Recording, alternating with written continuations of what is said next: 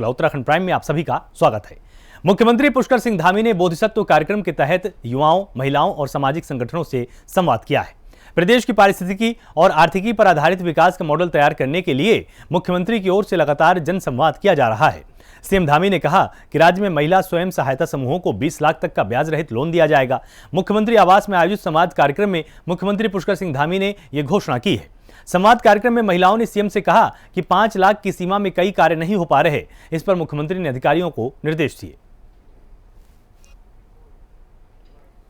उस आपदा हम सभी को आगे आना होगा और हम सभी लोग आगे आएंगे। तो आप लोगों के बीच में से बहुत सारे विषय आए हैं, पलायन से जुड़े हुए विषय आए हैं, रोजगार से जुड़े हुए आए हैं, महिला सशक्तिकरण से जुड़े हुए आए हैं, रोजगार से जुड़े हुए हैं, आपका पर्यावरण से जुड़े हुए आए हैं, हमारे अलग अलग कृषि से जुड़े हुए हैं, बागवानी से जुड़े हुए हैं। तो सभी विषयों पर पलायन कैसे रुकेगा, हिमालयन राज्यों में जो हमारे यहाँ पर आपदा आती है, उस आपदा में हम लोग कैसे और पहले से ही कैसे हम अच्छी तैयारी कर सकते हैं।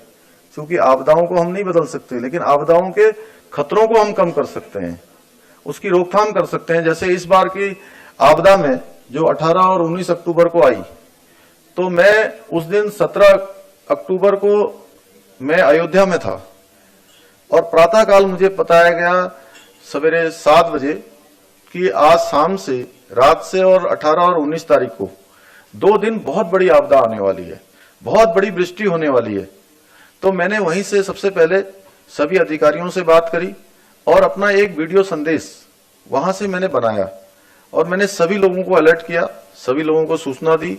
जो 4 धाम और हमारे पर्यटन की दृष्टि से पूरे उत्तराखंड में उस दिन 1.5 लाख लोग आए हुए थे और हमने सभी यात्रियों से भी अनुरोध किया कि आप यात्रा को रोक दीजिए और स्कूल, हमारे सभी सरकारी स्कूल हमने बंद करवा दिए।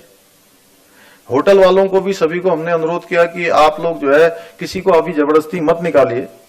कई बार ऐसा होता है कि एक दिन के बाद अगले दिन बुकिंग होती है तो वो कहते हैं कि होटल खाली कर दीजिए। हमने कहा कि अब इस समय आपदा का समय है और यहां से ऋषिकेश से और उधर से जो जो रास्ते हमारे यात्रा में जाने के रास्ते थे, वो सारे रास्तों पर हमने सभी को सूचित कर दिया कि कल बहुत बड़ी आपदा है, आप रोक दीजिए। उसका नतीजा यह निकला कि 1.5 लाख लोगों में से एक को भी नुकसान नहीं हुआ, नॉट ए सिंगल बाहर से आए हुए लोगों को। तो इसी प्रकार से बहुत सारी समझदारियों से, बहुत सारी जानकारियों से और समय से पहले जानकारी हो जाने से हम बहुत सारी चीजों को रोक सकते हैं। और अगले दिन गृह मंत्री जी का हमारे यहाँ का दौरा हुआ, तो उस दौरे में मैंने गृह मंत्री जी से अनुरोध किया कि हमारे यहाँ पर चूंकि आपदा और जो विषम भौगोलिक परिस्थितियां हैं, जिस प्रकार का हमारा यहाँ का वातावरण है, हर साल आपदा आती है। हर वर्ष कहीं पर भूस्खलन होता है, कहीं पर अतिवृष्टि होती है, कहीं पर ओले पड़ते हैं, कहीं अधिक बारिश हो जाती है। हर जगह अलग अलग प्रकार का है। आप देख ही रहे हैं कि 2-3 बड़ी आपदाएं अभी हमारे सामने है। मालपा की आपदा को हम भूले नहीं है, उसके बाद अभी केदारनाथ जी की आपदा को हम लोग भूले नहीं है, उस पर काम चल ही रहा है। अभी इस बार की जो आपदा है 18-19 अक्टूबर की, वो हमारे सामने है।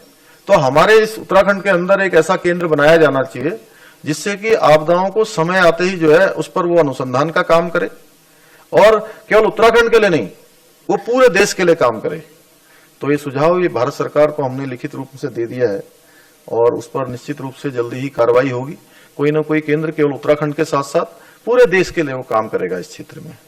तो ऐसे बहुत सारे काम हम लोग कर रहे हैं।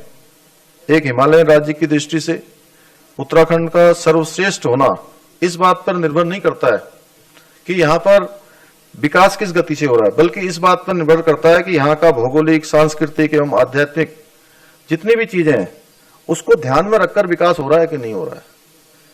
वैसे सरकार हर क्षेत्र में काम कर रही है। मैं बताऊं, पर्यटन को बढ़ाने के लिए अभी हमने पर्यटन के क्षेत्र में जो हवाई यात्राएं होती हैं उसके कारण से भी काफी पर्यटन बढ़ता है। देहरादून में मुख्यमंत्री पुष्कर सिंह धामी से सीएम आवास पर प्रदेश भर के विभिन्न कर्मचारी संगठनों से जुड़े पदाधिकारियों ने मुलाकात की है। इस दौरान मुख्यमंत्री से कर्मचारी संगठन